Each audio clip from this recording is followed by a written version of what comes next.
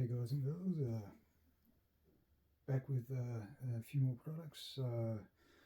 Just got sent on tour with Audio Geek, the new Letshuoer EJ10 is the new flagship from Letshuoer. I think this is still kind of a pre-production model, maybe not finalised, but sounds absolutely amazing. I'd put it in the top of the probably top 10 category of IEMs that I've heard in the last couple of years. Including IEMs that I've previously reviewed, like the Isolab Spectrumica, Campus CP54E, Crafty's Omnium, to name a few. I'd put it in that kind of category of high tier elite IEMs that just sound absolutely amazing. Like, they really sound so natural. The detail is just phenomenal. I've also listened to the Audio Prestige Limited. I'd say it's definitely in the same category. Just phenomenal IEM. I also have 3 sets of the new VSA series from Earacoustic Audio. These are a different tour set. They're with they're sponsored by Earacoustic, and I think I think they may be personal sets that have been loaned out with one of our guys in Australia. This is the VSA Limited. We've got the VSA Max and VSA V1. All very nice sets, tuned slightly differently.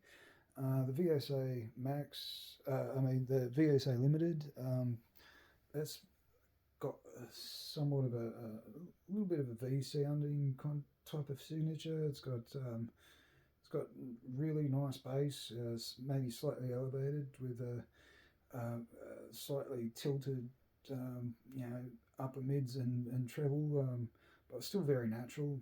Great detail, great detail resolution, phenomenal bass and mids. Are just really, really smooth as well.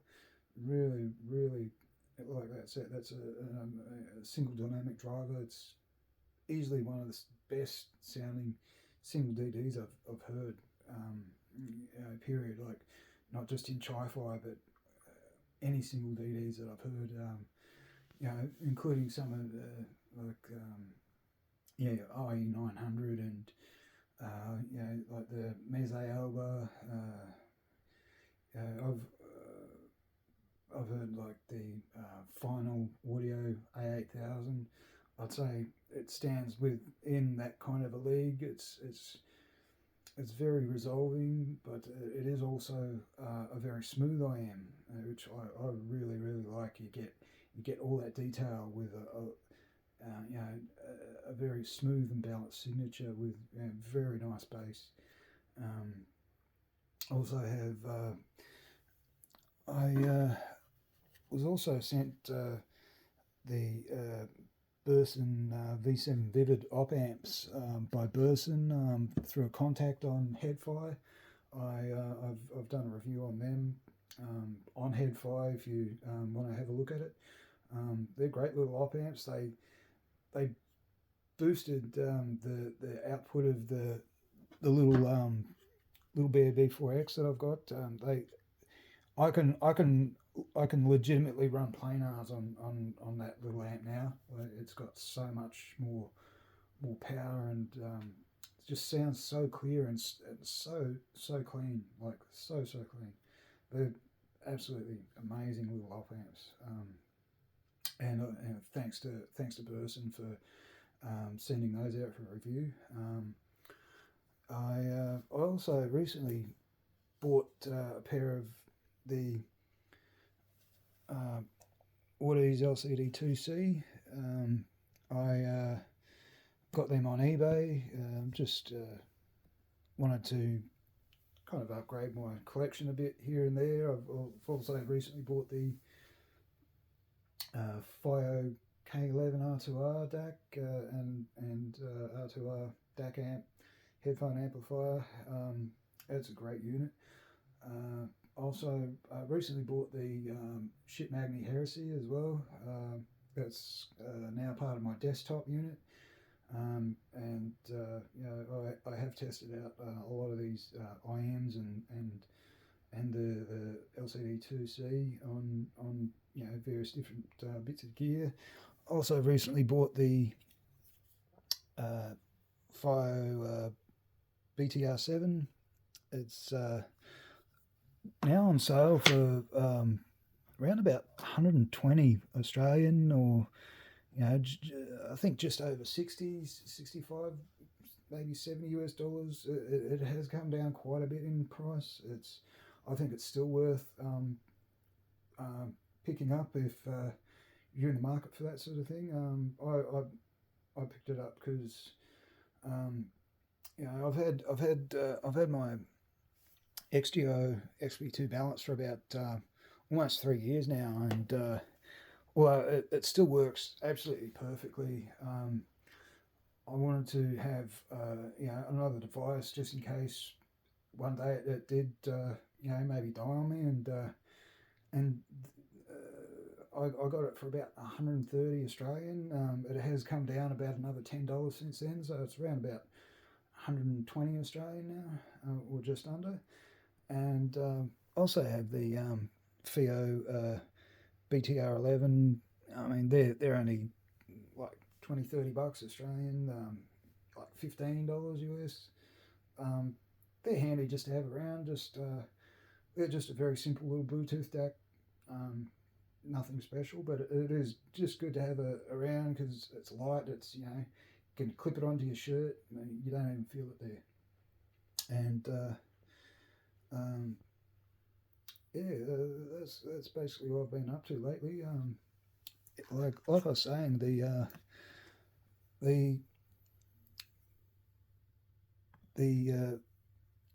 Letshuoer EJ10. They're kind of a what you might call they're sort of a spiritual successor to the legendary Letshuoer EJ07M, which is it has been out quite a while. It's a kind of an older and very, very well respected set still, and I see people I see people still to this day comparing brand new IEMs to the old EJ07M, because it is such a great IEM, and I've had a chance this year that myself to have a listen to the EJ07M,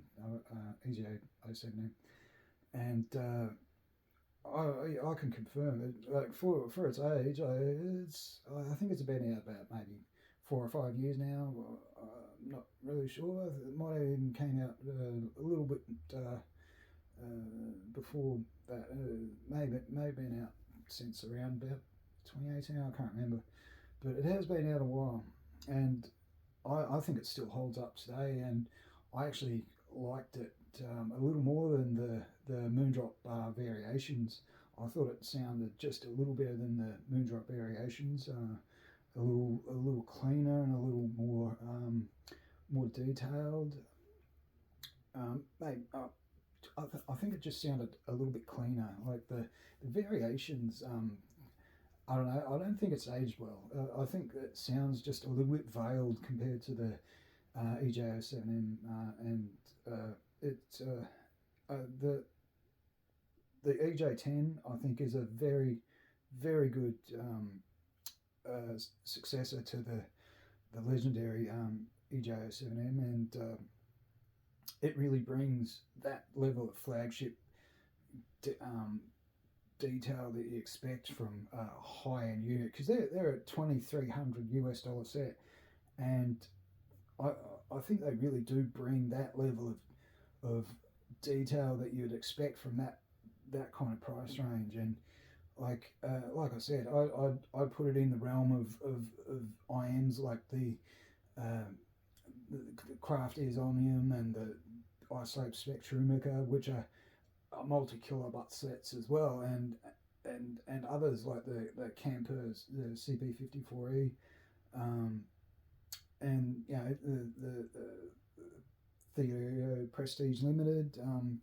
They're all very, very good sets that I've really enjoyed, and I think they're all amazing. And I'd put it within that category of those kind of upper end, like high class, high level sets. Um, and if you're in the market for that kind of thing, I'd really suggest trying to get to a listen of the EJ10, and if you can. Um, I was lucky enough to get this set on tour at the moment, and yeah, I'm really like loving this set. It's I don't think I'd spend that kind of money myself. I don't have deep pockets, but I'm really thankful and grateful to get to listen to them. And I briefly had to listen to the Cadenza 12 as well earlier this year, and they were a phenomenal set too. I wish that I still had the Cadenza 12 for me to make a comparison between the two. I think that both of them are both very high quality sets. The Cadenza 12 itself is what I thought it was very great, very natural, very detailed, had great resolution, had like amazing like imaging and the tonality, everything. I'd say that they're almost like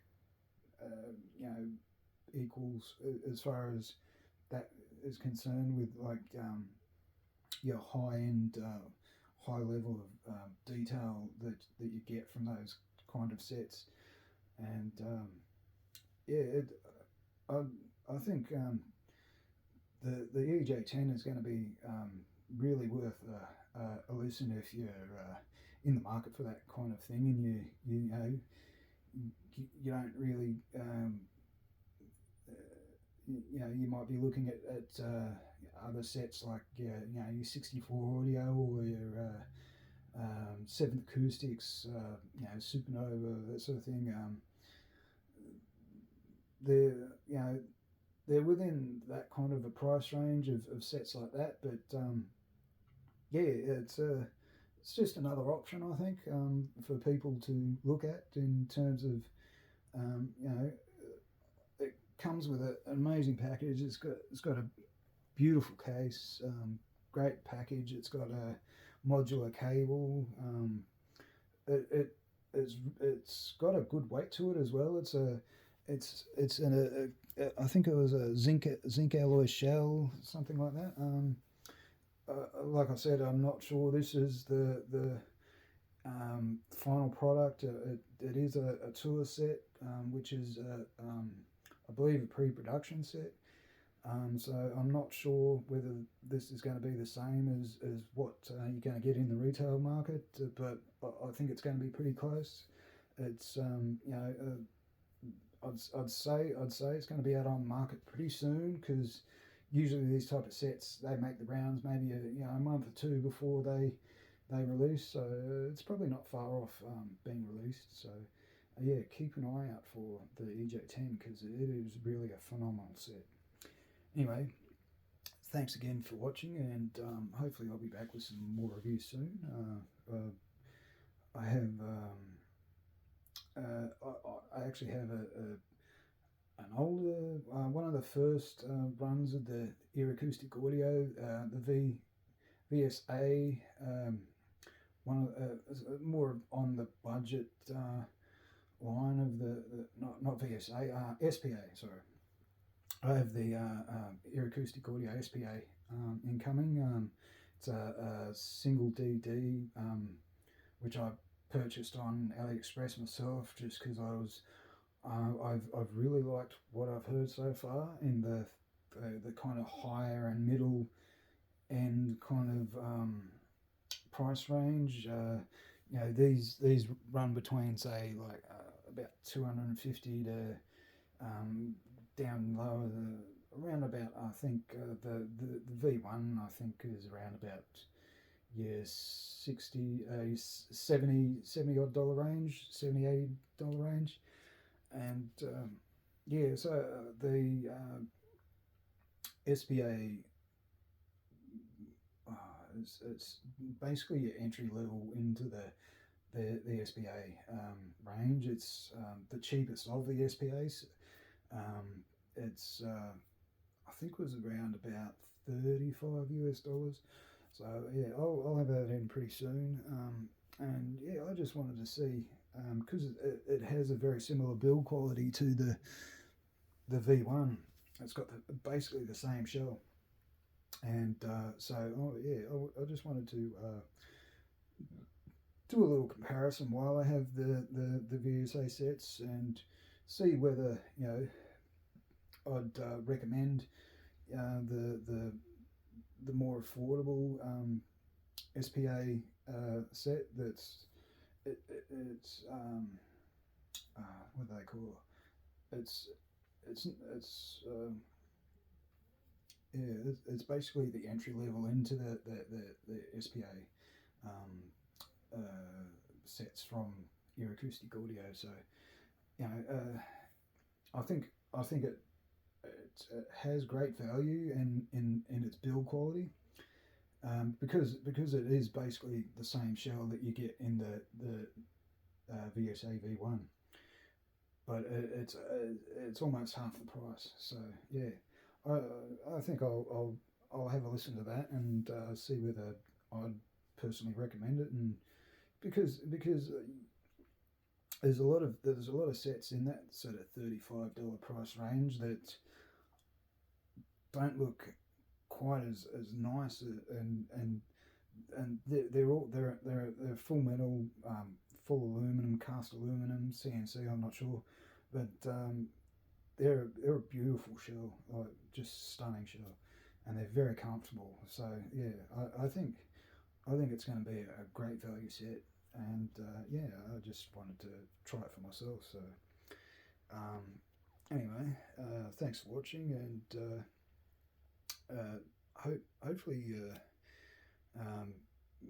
my short review on all these products helped in some way. If you're yourself maybe looking into one of these various products that I've talked about today. Anyway, a bit of a lengthy video. Thanks for watching again. I'll be back soon, hopefully, and